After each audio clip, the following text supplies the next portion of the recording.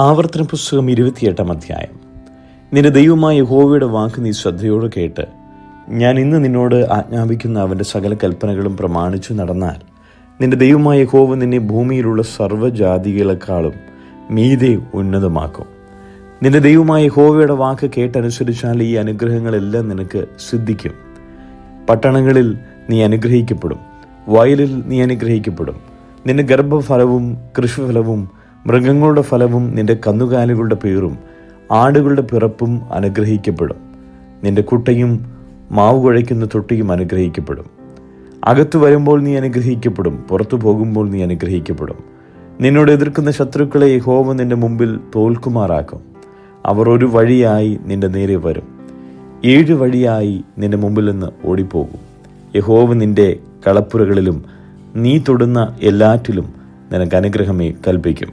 നിന്റെ ദൈവമായ യഹോവ നിനക്ക് തരുന്ന ദേശത്ത് അവർ നിന്നെ അനുഗ്രഹിക്കും.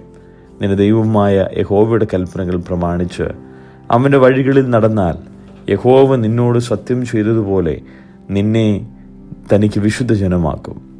യഹോവയുടെ നാമം നിന്റെ മേൽ വിളിച്ചിരിക്കുന്നു എന്ന് ഭൂമിയിലുള്ള സകല ജാതികളും കണ്ട് നിന്നെ ഭയപ്പെടും. നിനക്ക് തരുമെന്ന് യഹോവ നിന്റെ പിതാക്കന്മാരോട് സത്യം ചെയ്ത ദേശത്ത് യഹോവ നിന്റെ നന്മയ്ക്കായി ഗർഭഫലത്തിലും കന്നുകാലികളുടെ ഫലത്തിലും നിന്റെ നിലത്തിലെ ഫലത്തിലും നിനക്ക് സമൃദ്ധി നൽകും. തക്ക സമയത്ത് നിന്റെ ദേശത്തിന് മഴ തരുവാനും നിന്റെ വേലയൊക്കെയും അനുഗ്രഹിപ്പാനും യഹോവ നിനക്ക് തൻ്റെ നല്ല ഭണ്ഡാരമായ ആകാശം തുറക്കും. നീ അനേകം ജാതികൾക്ക് വായ്പ കൊടുക്കും, എന്നാൽ നീ വായ്പ വാങ്ങുകയില്ല. ഞാൻ ഇന്ന് നിന്നോട് ആജ്ഞാപിക്കുന്ന നിന്റെ ദൈവമായ യഹോവയുടെ കൽപ്പനകൾ കേട്ടു പ്രമാണിച്ചു നടന്നാൽ യഹോവ നിന്നെ വാലല്ല തലയാക്കും. നീ ഉയർച്ച തന്നെ പ്രാപിക്കും, താഴ്ച പ്രാപിക്കില്ല. ഞാൻ ഇന്ന് നിന്നോട് ആജ്ഞാപിക്കുന്ന വചനങ്ങളിൽ യാതൊന്നെങ്കിലും വിട്ട് അന്യദൈവങ്ങളെ പിന്തുടർന്ന് സേവിപ്പാൻ നീ ഇടത്തോട്ടോ വലത്തോട്ടോ മാറരുത്. എന്നാൽ നിന്റെ ദൈവമായ യഹോവയുടെ വാക്കു കേട്ട് ഞാൻ ഇന്ന് നിന്നോട് ആജ്ഞാപിക്കുന്ന അവൻ്റെ കൽപ്പനകളും ചട്ടങ്ങളും പ്രമാണിച്ചു നടക്കാഞ്ഞാൽ ഈ ശാപമൊക്കെയും നിനക്ക് വന്നും ഭവിക്കും. പട്ടണത്തിൽ നീ ശപിക്കപ്പെട്ടിരിക്കും, വയലിലും ശപിക്കപ്പെട്ടിരിക്കും. നിന്റെ കുട്ടയും മാവ് കുഴയ്ക്കുന്ന തൊട്ടിയും ശപിക്കപ്പെട്ടിരിക്കും. നിന്റെ ഗർഭഫലവും കൃഷിഫലവും കന്നുകാലികളുടെ പേരും ആടുകളുടെ പിറപ്പും ശപിക്കപ്പെട്ടിരിക്കും. അകത്ത് വരുമ്പോൾ നീ ശപിക്കപ്പെട്ടിരിക്കും, പുറത്തു പോകുമ്പോൾ നീ ശപിക്കപ്പെട്ടിരിക്കും. എന്നെ ഉപേക്ഷിച്ചു ചെയ്ത ദുഷ്പ്രവർത്തികൾ നിമിത്തം നീ വേഗത്തിൽ മുടിഞ്ഞു പോകും വരെ നിന്റെ കൈ തൊടുന്ന എല്ലാറ്റിലും യഹോവ ശാപവും പരിഭ്രമവും പ്രാക്കുമയക്കും. നീ കൈവശമാക്കുവാൻ ചെല്ലുന്ന ദേശത്തു നിന്ന് നിന്നെ മുടിച്ചു കളയും വരെ യഹോവ നിനക്ക് മഹാമാരി പിടിപ്പിക്കും. ക്ഷയരോഗം, ജ്വരം, പുകച്ചൽ, അത്യുഷ്ണം, വരൾച്ച, വെൺകതിർ, വിഷമഞ്ഞ് എന്നിവയാൽ യഹോവ നിന്നെ ബാധിക്കും. നീ നശിക്കും വരെ അവ നിന്നെ പിന്തുടരും. നിന്റെ തലയ്ക്കു മീതെയുള്ള ആകാശം ചെമ്പും നിനക്ക് കീഴെയുള്ള ഭൂമി ഇരുമ്പും ആകും. യഹോവ നിന്റെ ദേശത്തിലെ മഴയെ പൊടിയും പൂഴിയുമാക്കും. നീ നശിക്കും വരെ അത് ആകാശത്തിൽ നിന്റെ മേൽ പെയ്യും. ശത്രുക്കളുടെ മുമ്പിൽ യഹോവ നിന്നെ തോൽക്കുമാറാക്കും. നീ ഒരു വഴിയായി അവരുടെ നേരെ ചെല്ലും, 7 വഴിയായി അവരുടെ മുമ്പിൽ നിന്ന് ഓടിപ്പോകും. നീ ഭൂമിയിലെ സകല രാജ്യങ്ങൾക്കും ഒരു ബാധയായി തീരും. നിന്റെ ശവം ആകാശത്തിലെ സകല പക്ഷികൾക്കും ഭൂമിയിലെ മൃഗങ്ങൾക്കും ഇരയാകും. അവയെ ആട്ടിക്കളവാൻ ആരുമുണ്ടാകിയില്ല. യഹോവ നിന്നെ മിസ്രയീമിലെ പരുക്കൽ, മൂലവ്യാധി, ചൊറി, ചിറങ്ങ് എന്നിവയാൽ ബാധിക്കും. അവ സൗഖ്യമാകുകയുമില്ല. ഭ്രാന്തും അന്ധതയും ചിത്തഭ്രമവും കൊണ്ട് യഹോവ നിന്നെ ബാധിക്കും. കുരുടൻ അന്ധതമസ്സിൽ തപ്പി നടക്കുന്നത് പോലെ നീ ഉച്ചസമയത്ത് തപ്പി നടക്കും. നീ പോകുന്നിടത്തെല്ലാം നിനക്ക് ഗുണം വരികയില്ല. നീ എപ്പോഴും പീഡിതനും അപകാരഗതനും ആയിരിക്കും. നിന്നെ രക്ഷിപ്പാൻ ആരുമുണ്ടാകുകയില്ല. നീ ഒരു സ്ത്രീയെ വിവാഹത്തിന് നിയമിക്കും, മറ്റൊരുത്തൻ അവളെ പരിഗ്രഹിക്കും. നീ ഒരു വീട് പണിയിക്കും, എങ്കിലും അതിൽ പാർക്കയില്ല. നീ ഒരു മുന്തിരിത്തോട്ടം നട്ടുണ്ടാക്കും, ഫലം അനുഭവിക്കുകയില്ല. നിന്റെ കാളയെ നിന്റെ മുമ്പിൽ വെച്ച് അറുക്കും, എന്നാൽ നീ അതിൻ്റെ മാംസം തിന്നുകയില്ല. നിന്റെ കഴുതയെ നിന്റെ മുമ്പിൽ നിന്ന് പിടിച്ചുകൊണ്ടുപോകും, തിരികെ കിട്ടുകയില്ല. നിന്റെ ആടുകൾ ശത്രുക്കൾക്ക് കൈവശമാകും, അവയെ വെടിവെപ്പാൻ നിനക്ക് ആരുമുണ്ടാകുകയില്ല. നിന്റെ പുത്രന്മാരും പുത്രിമാരും അന്യജാതിക്ക് അടിമകളാകും. നിന്റെ കണ്ണ് ഇടവിടാതെ അവരെ നോക്കിയിരിക്കും, ക്ഷീണിക്കും, എങ്കിലും നിന്നാൽ ഒന്നും സാധിക്കുകയില്ല. നിന്റെ കൃഷിഫലവും നിന്റെ അധ്വാനമൊക്കെയും നീ അറിയാത്ത ജാതികൾ അനുഭവിക്കും. നീ എല്ലാ നാളും ബാധിതനും പീഡിതനുമാകും. നിന്റെ കണ്ണാലെ കാണുന്ന കാഴ്ചയാൽ നിനക്ക് ഭ്രാന്ത് പിടിക്കും. സൗഖ്യമാകാത്ത പരുക്കളാൽ യഹോവ നിന്നെ ഉള്ളം കാൽ തുടങ്ങി നെറുക വരെ ബാധിക്കും. യഹോവ നിന്നെയും നീ നിന്റെ മേലാക്കിയ രാജാവിൻ്റെയും നീ ആകട്ടെ നിന്റെ പിതാക്കന്മാരാകട്ടെ അറിഞ്ഞിട്ടില്ലാത്ത ഒരു ജാതിയുടെ അടുക്കൽ പോകുമാറാക്കും. അവിടെ നീ മരവും കല്ലുമായ അന്യദൈവങ്ങളെ സേവിക്കും. യഹോവ നിന്നെ കൊണ്ടുപോകുന്ന സകല ജാതികളുടെയും ഇടയിൽ നീ സ്തംഭനവും പഴഞ്ചൊല്ലിനും പരിഹാസത്തിനും വിഷയമായി തീരും. നീ വളരെ വിത്ത് നിലത്തിലേക്ക് കൊണ്ടുപോകും, എന്നാൽ വെട്ടുക്കിളി തിന്നുകളകൊണ്ട് കുറെ മാത്രം കൊയ്യും. നീ മുന്തിരിത്തോട്ടങ്ങൾ നട്ട് രക്ഷ ചെയ്യും, എങ്കിലും പുഴു തിന്നുകളകൊണ്ട് വീഞ്ഞു കുടിക്കുകയില്ല, പഴം ശേഖരിക്കുകയില്ല. ഒലിവ് വൃക്ഷങ്ങൾ നിന്റെ നാട്ടിലൊക്കെയും ഉണ്ടാകും, എങ്കിലും നീ എണ്ണ തേക്കയില്ല, അതിൻ്റെ പിഞ്ചു പൊഴിഞ്ഞു പോകും. നീ പുത്രന്മാരെയും പുത്രിമാരെയും ജനിപ്പിക്കും, എങ്കിലും അവർ നിനക്കിരിക്കുകയില്ല. അവർ പ്രവാസത്തിലേക്ക് പോകേണ്ടി വരും. നിന്റെ വൃക്ഷങ്ങളും നിന്റെ ഭൂമിയിലെ ഫലവും എല്ലാം പുഴു തിന്നുകളയും. നിന്റെ ഇടയിലുള്ള പരദേശി നിനക്കുമീതെ ഉയർന്നുയർന്നു വരും, നീയോ താണു പോകും.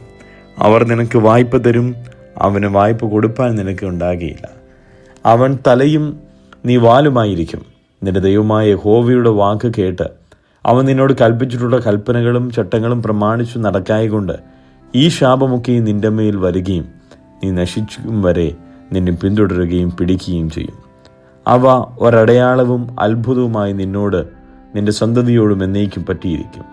സകല വസ്തുക്കളുടെയും സമൃദ്ധി ഹേതുവായിട്ട് നിന്റെ ദൈവമായ യഹോവയെ നീ ഉന്മേഷത്തോടും നല്ല ഹൃദയ സന്തോഷത്തോടും കൂടെ സേവിക്കായകൊണ്ട് യഹോവ നിന്റെ നേരെ അയക്കുന്ന ശത്രുക്കളെ നീ വിശപ്പോടും ദാഹത്തോടും നഗ്നതയോടും എല്ലാ ഞെരുക്കത്തോടും കൂടെ സേവിക്കും. നിന്നെ നശിപ്പിക്കും വരെ അവൻ നിന്റെ കഴുത്തിൽ ഒരു ഇരുമ്പ് നുകം വയ്ക്കും. യഹോവ ദൂരത്ത് നിന്ന് ഭൂമിയുടെ അറുതിയിൽ നിന്ന് ഒരു ജാതിയെ കഴുകൻ പറന്നു വരുന്നത് പോലെ നിന്റെ മേൽ വരുത്തും. അവർ നീ അറിയാത്ത ഭാഷ പറയുന്ന ജാതി, വൃദ്ധനെ ആദരിക്കുകയോ ബാലനോട് കനിവ് തോന്നുകയോ ചെയ്യാത്ത ഉഗ്രമുഖമുള്ള ജാതി. നീ നശിക്കും വരെ അവർ നിന്റെ മൃഗഫലവും നിന്റെ കൃഷിഫലവും തിന്നും.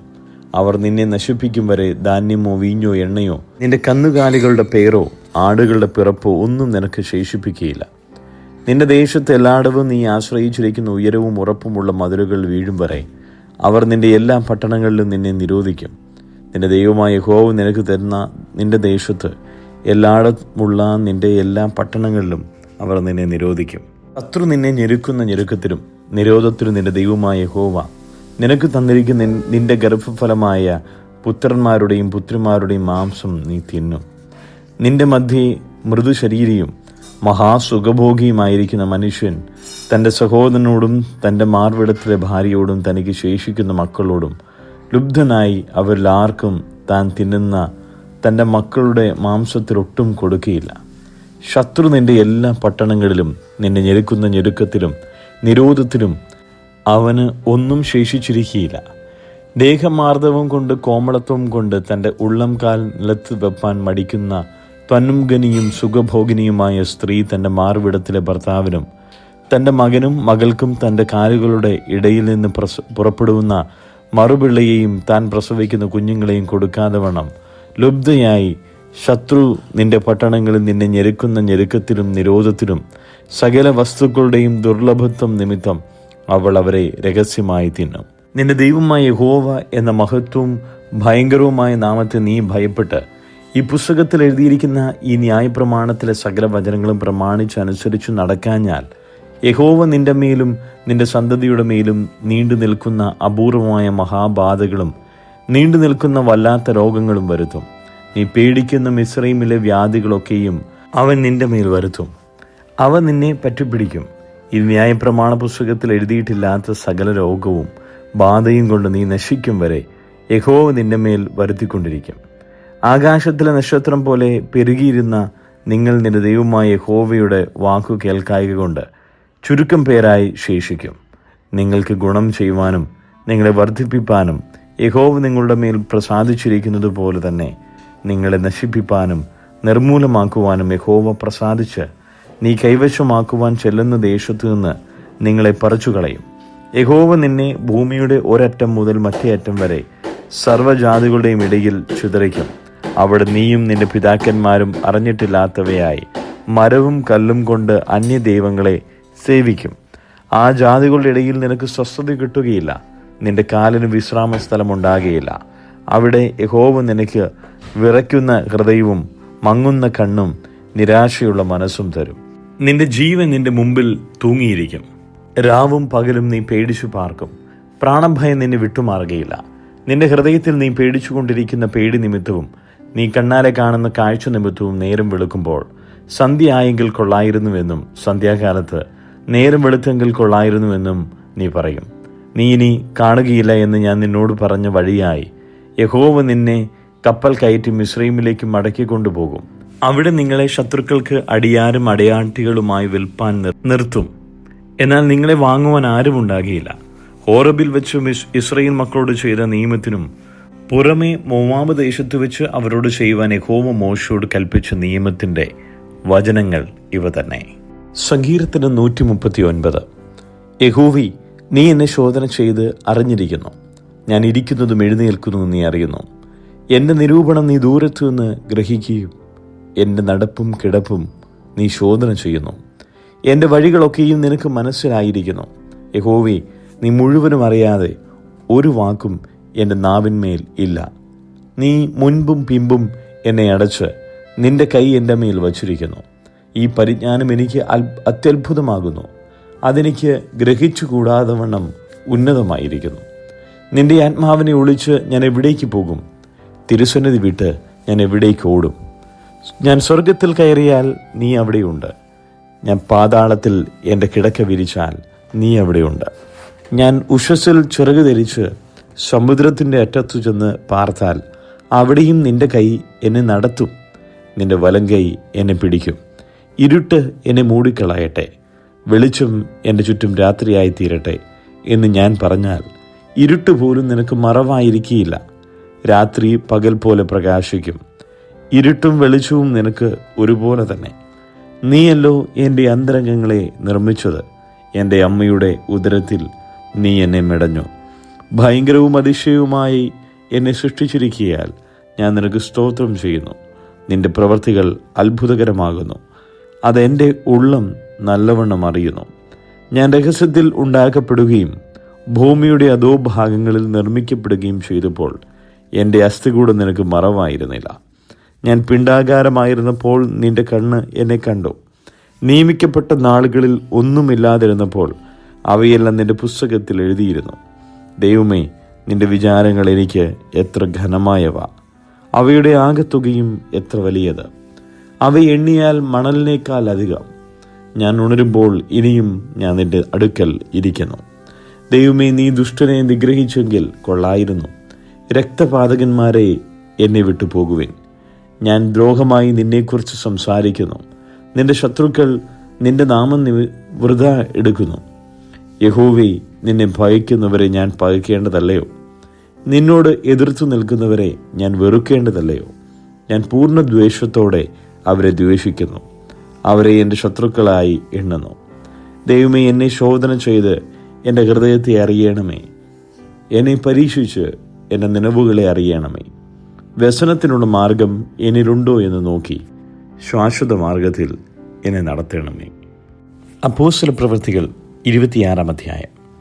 അഗ്രിപ്പാവ് പൗലോസിനോട് നിന്റെ കാര്യം പറവാൻ അനുവാദമുണ്ട് എന്ന് പറഞ്ഞപ്പോൾ പൗലോസ് കൈനീട്ടി പ്രതിവാദിച്ചതെന്തെന്നാൽ, അഗ്രിപ്പ രാജാവേ, യഹൂദന്മാർ എൻ്റെ മേൽ ചുമത്തുന്ന എല്ലാ കുറ്റങ്ങളെയും കുറിച്ച് ഇന്ന് തിരുമുമ്പാകെ പ്രതിവാദിപ്പാൻ ഇടവന്നതുകൊണ്ട്, വിശേഷാൽ നീ യഹൂദന്മാരുടെ ഇടയിൽ ആചാരങ്ങളും തർക്കങ്ങളും എല്ലാം അറിയുന്നവനാകിയാൽ ഞാൻ ഭാഗ്യവാൻ എന്ന് നിരൂപിക്കുന്നു. അതുകൊണ്ട് എൻ്റെ പ്രതിവാദം ക്ഷമയോടെ കേൾക്കണമെന്ന് അപേക്ഷിക്കുന്നു. എൻ്റെ ജാതിക്കാരുടെ ഇടയിലും യെരൂശലേമിലും ആദ്യം മുതൽ ബാല്യം തുടങ്ങിയുള്ള എൻ്റെ നടപ്പ് യഹൂദന്മാർ എല്ലാവരും അറിയുന്നു. ഞാൻ നമ്മുടെ മാർഗത്തിൽ സൂക്ഷ്മത ഏറിയ മതഭേദ പ്രകാരം പരീക്ഷനായി ജീവിച്ചു എന്ന് അവർ ആദ്യം മുതൽ അറിയുന്നു. അവർക്ക് മനസ്സുണ്ടെങ്കിൽ സാക്ഷ്യം പറയാം. ദൈവത്താൽ നമ്മുടെ പിതാക്കന്മാർക്ക് ലഭിച്ചതും നമ്മുടെ 12 ഗോത്രങ്ങളും രാപ്പകൽ ശ്രദ്ധയോടെ ആരാധിച്ചുകൊണ്ട് എത്തിപ്പിടിപ്പാൻ ആശിക്കുന്നതുമായ വാഗ്ദത്തത്തിലുള്ള പ്രത്യാശ ഹേതുവായിട്ടത്രേ ഞാനിപ്പോൾ വിസ്താരത്തിൽ ആയിരിക്കുന്നത്. ആ പ്രത്യാശയെ ചൊല്ലി ആകുന്നു രാജാവേ, യഹൂദന്മാർ എൻ്റെ മേൽ കുറ്റം ചുമത്തുന്നത്. ദൈവം മരിച്ചവരെ ഉയർപ്പിക്കുന്നത് വിശ്വാസയോഗ്യമല്ല എന്ന് നിങ്ങൾക്ക് തോന്നുന്നത് എന്ത്? നസറേയനായ യേശുവിൻ്റെ നാമത്തിൽ വിരോധമായി പലതും പ്രവർത്തിക്കണമെന്ന് ഞാനും വിചാരിച്ചു. സത്യം, അത് ഞാൻ യെരൂശലേമിൽ ചെയ്തിട്ടുമുണ്ട്. മഹാപുരോഹിതന്മാരോട് അധികാരപത്രം വാങ്ങി വിശുദ്ധന്മാരിൽ പലരെയും തടവിലാക്കി അടച്ചു. അവരെ നിഗ്രഹിക്കുന്ന സമയം ഞാനും സമ്മതം കൊടുത്തു. ഞാൻ എല്ലാ പള്ളികളിലും അവരെ പലപ്പോഴും ദണ്ഡിപ്പിച്ചും കൊണ്ട് ദൂഷണം പറവാൻ നിർബന്ധിക്കുകയും അവരുടെ നേരെ അത്യന്തം ഭ്രാന്തു പിടിച്ച് അന്യപട്ടണങ്ങളോളം ചെന്ന് അവരെ ഉപദ്രവിക്കുകയും ചെയ്തു. ഇങ്ങനെ ചെയ്തു വരികിൽ ഞാൻ മഹാപുരോഹിതന്മാരുടെ അധികാരത്തോടും ആജ്ഞയോടും കൂടെ ദമസ്കോസിലേക്ക് യാത്ര പുറപ്പെട്ടു. രാജാവെ, നട്ടുച്ചയ്ക്ക് ഞാൻ വഴിയിൽ വെച്ച് സൂര്യൻ്റെ പ്രകാശത്തെ കവിഞ്ഞൊരു വെളിച്ചം ആകാശത്തിൽ നിന്ന് എന്നെയും എന്നോടുകൂടെ യാത്ര ചെയ്തിരുന്നവരെയും ചുറ്റിപ്രകാശിക്കുന്നത് കണ്ടു. ഞങ്ങളെല്ലാവരും നിലത്ത് വീണപ്പോൾ, ശൗലേ ശൗലേ, നീ എന്നെ ഉപദ്രവിക്കുന്നതെന്ത്? മുള്ളിൻ്റെ നേരെ ഉദയ്ക്കുന്നത് നിനക്ക് വിഷമമാകുന്നു എന്ന് എബ്രായ ഭാഷയിൽ എന്നോട് പറയുന്ന ഒരു ശബ്ദം ഞാൻ കേട്ടു. നീ ആരാകുന്നു കർത്താവേ എന്ന് ഞാൻ ചോദിച്ചതിന് കർത്താവ്, നീ ഉപദ്രവിക്കുന്ന യേശു തന്നെ ഞാൻ. എങ്കിലും എഴുന്നേറ്റ് നിവർന്നു നിൽക്ക.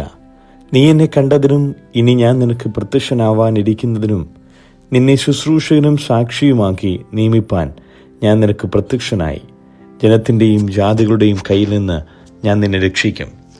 അവർക്ക് പാപമോചനവും എന്നിലുള്ള വിശ്വാസത്താൽ ശുദ്ധീകരിക്കപ്പെടുന്നവരുടെ ഇടയിൽ അവകാശവും ലഭിക്കേണ്ടതിന് അവരുടെ കണ്ണു തുറപ്പാനും അവരെ ഇരുളിൽ നിന്ന് വെളിച്ചത്തിലേക്കും സാത്താൻ്റെ അധികാരത്തിൽ നിന്ന് ദൈവത്തിങ്കലേക്കും തിരിപ്പാനും ഞാനിപ്പോൾ നിന്നെ അവരുടെ അടുക്കൽ അയക്കുന്നു എന്ന് കൽപ്പിച്ചു.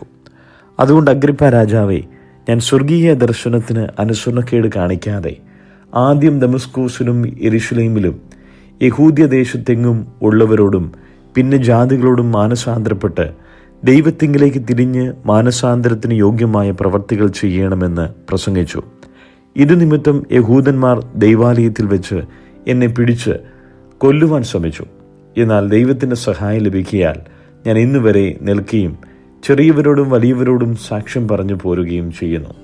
ക്രിസ്തു കഷ്ടം അനുഭവിക്കുകയും മരിച്ചവരുടെ പുനരുത്ഥാനത്തിൽ ആദ്യനായി ജനത്തോടും ജാതികളോടും വെളിച്ചമറിയിക്കുകയും ചെയ്യും എന്ന് പ്രവാചകന്മാരും മോശയും ഭാവി കാലത്തെക്കുറിച്ച് പ്രസ്താവിച്ചതൊഴികെ വേറെ ഒന്നും ഞാൻ പറയുന്നില്ല. ഇങ്ങനെ പ്രതിപാദിക്കയിൽ ഫെസ്തോസ്, പൗലോസേ, നിനക്ക് ഭ്രാന്തുണ്ട്, വിദ്യാബഹുത്വത്താൽ നിനക്ക് ഭ്രാന്ത് പിടിച്ചിരിക്കുന്നു എന്ന് ഉറക്കെ പറഞ്ഞു. അതിന് പൗലോസ്, രാജശ്രീ ഫെസ്തോസേ, എനിക്ക് ഭ്രാന്തില്ല.